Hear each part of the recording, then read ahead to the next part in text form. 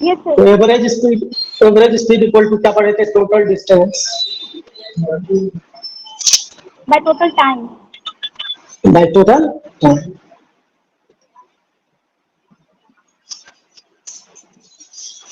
तो क्वेश्चन बनाओ, एक पार्टिकल पॉइंट ए से बी पर गया और फिर लौट के ए पर आया। जाने और आने में उसको 30 सेकंड लगा। ए से बी तक जाने में जो डिस्टेंस कवर किया या डिस्प्लेसमेंट कवर किया उसका मैग्नीट्यूड 400 मीटर, 400 600 मीटर ले लो, ठीक है। तो यहाँ पर एवरेज स्पीड कितना हुआ? एवरेज वेलोसिटी कितना हुआ? इसको निकालो, कैसे निकालेंगे? हाँ बोलो, कितना कितना बोली? Average speed 40 meters. 40 metre per second नहीं आ रहा है एवरेज स्पीड। चेक करते हैं। और sir average velocity 0 meter. Yes, sir. Average velocity हाँ 0 ठीक है, meter. ठीक, बहुत अच्छा। तो ए से बी गया तो यहाँ से यहाँ तक का डिस्टेंस, फिर लौट के बी से ए पर आया तो सेम डिस्टेंस, तो 600 जाने में 600 आने में, तो टाइम कितना लिया? टोटल 30 सेकेंड ही लिया है। तो इसको अगर हम ऐड करें तो बहुत बड़ा नंबर आ रहा है, 40 मीटर पर सेकेंड। चलो डेटा के हिसाब से बहुत बड़ा वेलोसिटी हुआ है। और एवरेज वेलोसिटी कितना होगा इसका? एवरेज वेलोसिटी हुआ, जाने का डिस्प्लेसमेंट को हम पॉजिटिव लेंगे, आने वाले डिस्प्लेसमेंट को नेगेटिव लेंगे। तो 600 जाने में और plus minus 600 divided by 30, 0 by 30 that mean 0 metre per second, ठीक है।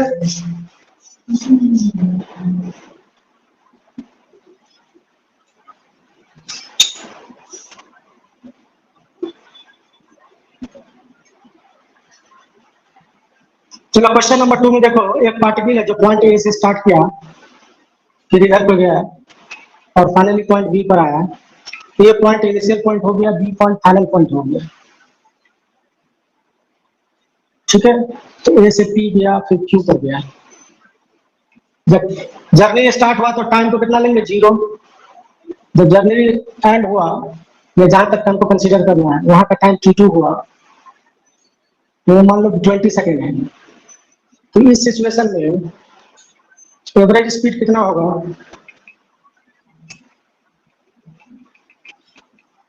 एवरेज वेलोसिटी कितना होगा? निकाल के दिखाओ। क्वेश्चन क्लियर है? Yes, sir.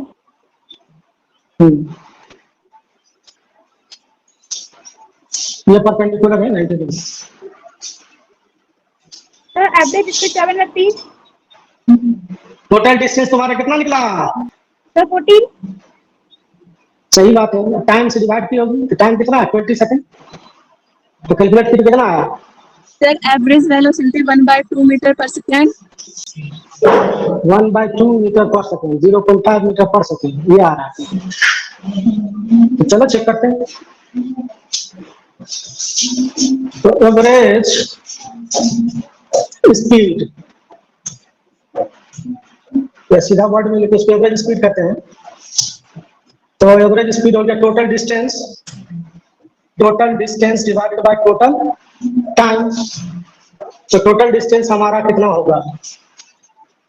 तो 5 यहाँ से, 6 यहाँ से, 3 यहाँ से, 11 3 14। तो टाइम कितना लिया? 20 सेकेंड।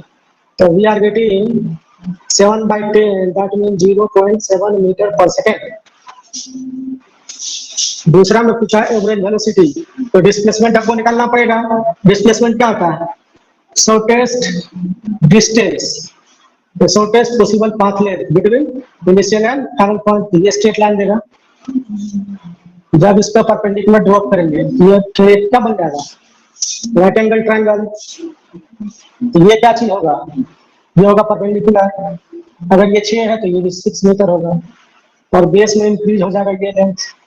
ये लेंथ कितना होगा? जितना ऊपर में 3 है, ये 3 मीटर। तो टोटल कितना हो गया 8। तो अब जो पाइथागोरस लगाएंगे तो ऐसे लगाएंगे, ये हो गया 8 मीटर नीचे में बेस और ये 6 मीटर ऊपर में। तो हाइपोटेनस इसका क्या देगा डिस्प्लेसमेंट, तो डिस्प्लेसमेंट इसका निकाल लो। तो डिस्प्लेसमेंट हमको हो जाएगा, यहाँ पे लिख लेते हैं average velocity net displacement divide by time interval या टाइम जिसमें ये डिस्प्लेसमेंट हुआ है। तो नेट डिस्प्लेसमेंट कितना होगा, ये होगा। तो पाइथागोरस में क्या पढ़े थे h square equal to p square plus b square. तो h क्या हाइपोटेनियस है जो डिस्प्लेसमेंट दे रहा है, तो खाली h निकालेंगे तो p square plus b square होगा। अब इसको पुट करो p square plus b square divided by t। p का वैल्यू कितना है 6 है और b का वैल्यू कितना है 8 है। बाय टाइम, टाइम कितना लिया है 20 सेकेंड।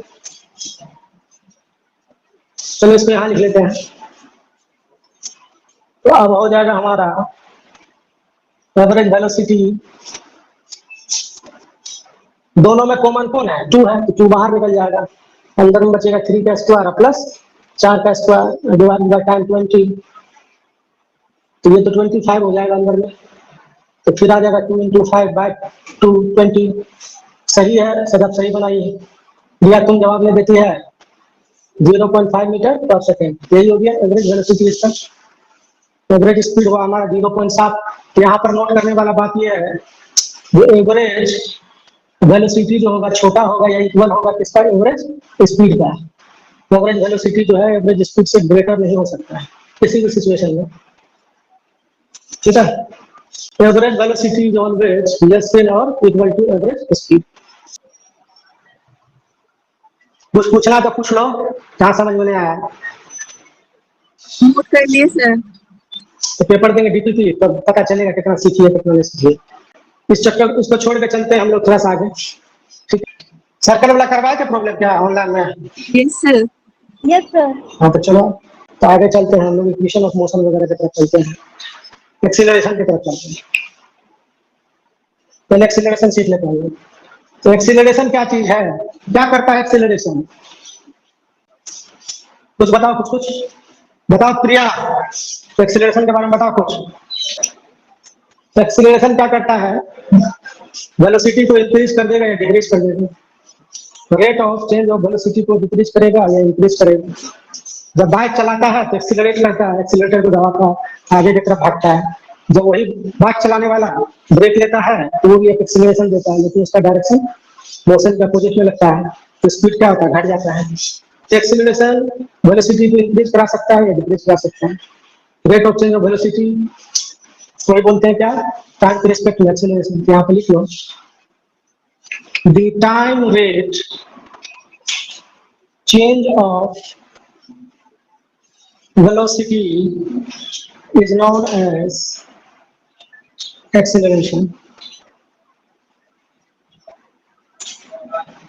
रेट मतलब क्या होता है, जैसे कि 5 पेन का प्राइस 25 रुपीज है तो पेन का रेट क्या है बिकने का, तो रेट मतलब एक का 1 यूनिट का कितना होगा, तो 1 पेन का कितना आ जाएगा वही उसका रेट हो जाएगा सेलिंग रेट। तो 25/5 और इसका रेट आ गया। तो यहाँ पर टी टाइम में अगर चेंज एक्स हुआ तो इसका रेट कितना होगा, तो 1 यूनिट का लेना पड़ेगा। तो एक्स बाई टी यही हो गया change of rate, time rate change हो गया। यहाँ पर पर पीस का रेट हुआ, यहाँ पर किसका रेट हुआ पर पीस का, यहाँ पर किसका रेट हुआ टाइम रेट। तो कौन चीज का, अगर कोई व्हीकल है इसके पास में अगर वेलोसिटी इनिशियल वेलोसिटी v1 है जिसको 9th क्लास में पढ़ोगे यू, हम लोग यहाँ पर v1 ही बोलते हैं इसको, या तुम यू भी ले सकते हो कोई दिक्कत नहीं। उसको उसके बाद टाइम बीत गया, इसका वेलोसिटी v2 हो गया, दैट मीन वेलोसिटी को चेंज कौन किया, तो एक्सीलरेशन किया। अगर एक्सीलरेशन नहीं होता तो यहाँ पर भी वेलोसिटी इसका v1 ही रहता, कोई रेट में चेंज नहीं होता, कोई वेलोसिटी में चेंज नहीं आता। लेकिन इसका मतलब यहाँ एक्सीलरेशन है क्योंकि v2 जो बोल रहा है वो ग्रेटर है v1 से, मतलब चेंज हो गया। शुरू का वेलोसिटी जब हम कंसीडर किए थे उस टाइम में टाइम 0 था, t2 हो गया। ठीक है, इसको मान लेते हैं t। वेलोसिटी का चेंज कितना का होगा बताओ तो? t टाइम में वेलोसिटी कितना चेंज कर गया है? t टाइम में वेलोसिटी चेंज कर गया v2 माइनस v1। टाइम कितना लिया यहाँ से यहाँ तक वेलोसिटी होने में? v1 से v2 होने में टाइम लिया t, तो t टाइम में कितना का चेंज हुआ?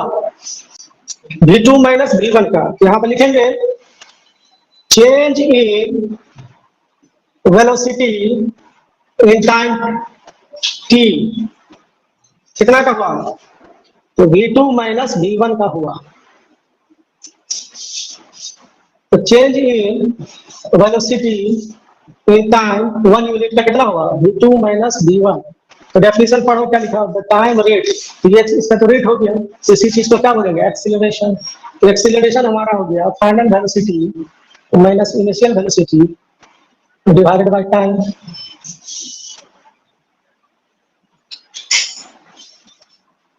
इसको ऐसे लिख लेते हैं सीधा, ये हो गया फाइनल वेलोसिटी या minus initial velocity divided by time. अगर इसका यूनिट की बात करें तो यूनिट हो गया इसका वेलोसिटी का change, velocity minus velocity same ही चीज होगा। तो जो यूनिट वेलोसिटी का है वो इसका चेंज का होगा। तो ऊपर में हो गया मीटर पर सेकेंड, टाइम नीचे में सेकेंड। तो we can write here metre per second square as a unit of acceleration. और ये वेक्टर क्वांटिटी होता है। सर हाँ सर बताओ। सर v2 माइनस v1 के बाद बाय टाइम इक्वल टू क्या लिखे हैं सर? दिख गया। ये फाइनल वेलोसिटी है, initial velocity divide by time. और ये वेक्टर क्वांटिटी है जैसे वेलोसिटी है। हो गया सर।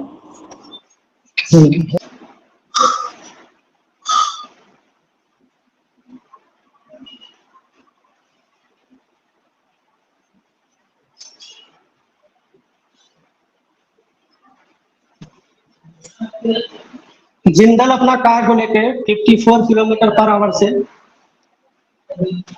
जा रहा था, ठीक है। लेकिन T2 टाइम के बाद उसका स्पीड बढ़ के हो गया 72 किलोमीटर पर आवर। और T2 इतना होने में टाइम उसको मात्र लगा 10 सेकेंड का। तो बताओ जिंदल का कार का एक्सीलरेशन कितना होगा? फिर से बोलो, सुना नहीं दिया।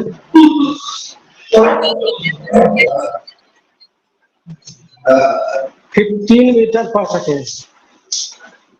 180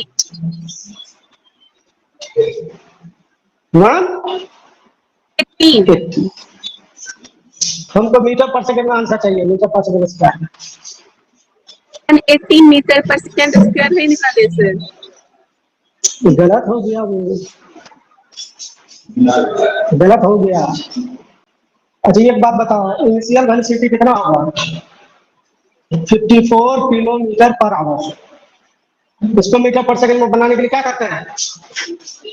कितना से इंटू करते हैं? बताए थे ये पहले शॉर्ट में, क्लास में बताए थे इसको हम लोग। ये 15 मीटर पर सेकंड हो गया पहला स्पीड, और फाइनल वेलोसिटी हो गया 72 किलोमीटर पर आवर। तो इसको हम लिख सकते हैं 72 इंटू 5/15, ये हो गया 20 मीटर पर सेकेंड। अब बताओ चेंज इन वेलोसिटी, अब आता एक्सीलरेशन सीधा फॉर्मूला पे चलते हैं। तो v initial v final minus v initial divided by time. तो फाइनल वेलोसिटी हमारा आया 20, इनिशियल वेलोसिटी आया 5, और टाइम कितना का लिया? 10 second. 0.5 metre per second square ये इसका एक्सीलरेशन होगा। तो रिटार्डेशन क्या होगा इसका? ये तो हुआ एक्सीलरेशन, इसको बोलते हैं एक्सीलरेशन। रिटार्डेशन इसका क्या होगा? तो रिटार्डेशन होता है नेगेटिव ऑफ एक्सीलरेशन। तो एक्सीलरेशन हमारा 0.5 मीटर पर सेकेंड स्क्वायर, इसको बोलेंगे minus 0.5 metre per second square answer. ठीक है, A car decreases its velocity from 100 km per hour to 36 km per hour in 8 seconds. Find acceleration of car, retardation of car. Question clear है? 2.5 meter per second square. Acceleration की retardation Acceleration minus 2.5. बहुत अच्छा, minus में आएगा, सही है। Retardation Retardation plus 2.5. हाँ plus हो गया, बहुत अच्छा। चेक करते हैं आंसर को तुम्हारा। तो V1 तो सीधा हो जाएगा, इसका मीटर पर सेकंड में बदलना पड़ेगा। तो 108 किलोमीटर पर आवर था, इसको चेंज करके हम लिखेंगे 5/18, तो 6 4 ये हो जाएगा 30 मीटर पर सेकेंड। और फाइनल वेलोसिटी हो जाएगा 36 किलोमीटर पर आवर। तो इसको चेंज करेंगे 5/18, तो इससे आ जाएगा 15 मीटर पर सेकेंड। तो एक्सीलरेशन का हमारा फॉर्मूला क्या है? Initial velocity sorry final velocity minus initial velocity by time -20, तब हो जाएगा 10/4 माइनस के साथ। तो ये हो जाएगा 2.5 मीटर पर सेकेंड स्क्वायर। ये क्या चीज निकलेगा? एक्सीलरेशन। ये पहला पार्ट हो गया। दूसरा पार्ट है रिटार्डेशन। रिटार्डेशन क्या होता है? Minus of acceleration, minus of acceleration, minus of acceleration.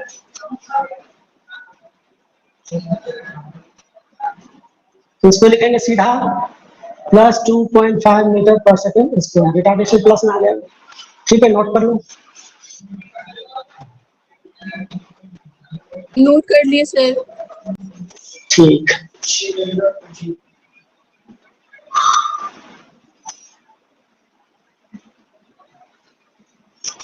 अगर टाइम के साथ एक्सीलरेशन नहीं बदलेगा तो एक्सीलरेशन को बोलेंगे कांस्टेंट एक्सीलरेशन। टाइम के साथ अगर एक्सीलरेशन नहीं बदलेगा तो एक्सीलरेशन को क्या बोलेंगे? कांस्टेंट एक्सीलरेशन या यूनिफॉर्म एक्सीलरेशन। तो for constant acceleration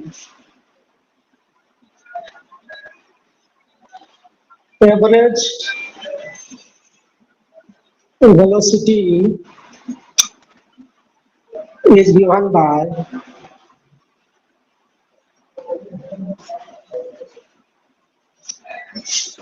V average is equal to initial velocity plus final velocity divided by 2। इसको नोट कर लो। नोट कर लिए। नोट कर लिए। ये फॉर्मूला कब लगेगा? जब कांस्टेंट एक्सीलरेशन रहे। याद रहेगा ना subject? Yes sir. Yes sir. तो लिखो for constant acceleration, for constant acceleration displacement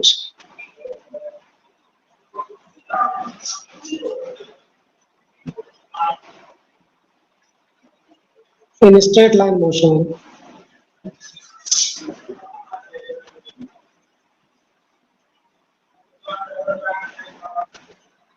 S is equal to displacement को क्या बोलेंगे? S। तो S इक्वल टू होता है एवरेज वेलोसिटी इनटू टाइम। इसको भी नोट कर लो। नोट कर लिए सर। और हाँ, कांस्टेंट एक्सेलरेशन के लिए एवरेज वेलोसिटी कितना होगा? V initial V final divide by 2 into T। ये होगा, अभी पढ़ेंगे थोड़ा।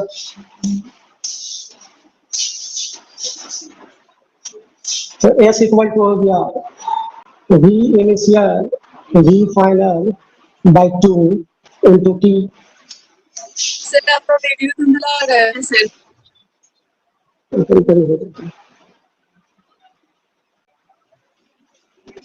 दिख रहा है? Yes sir. No sir. No sir, अब आया? Yes sir. अच्छा ठीक है। एक्सीलरेशन इक्वल टू क्या पड़ेगा?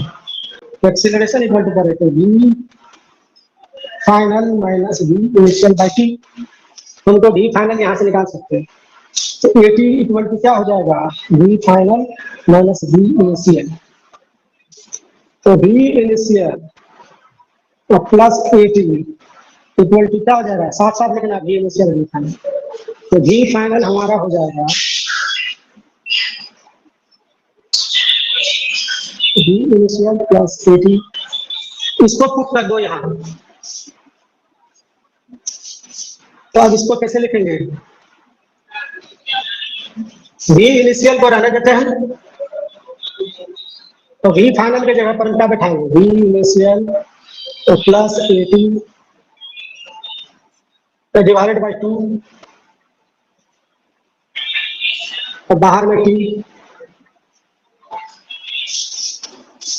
अब बताओ ये और ये एक जात है, दोनों को ऐड कर लेंगे, ये 2vi हो जाएगा plus 80 divided by 2 into T. कितना तक समझ में आ रहा है? Yes sir.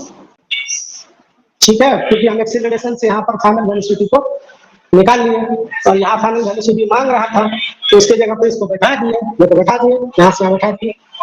अब ये दोनों जुड़ जाएगा तो 2vi हो जाएगा और 80 पहले से था तो 80 रहेगा। ठीक है, तो S इक्वल टू हो जाएगा,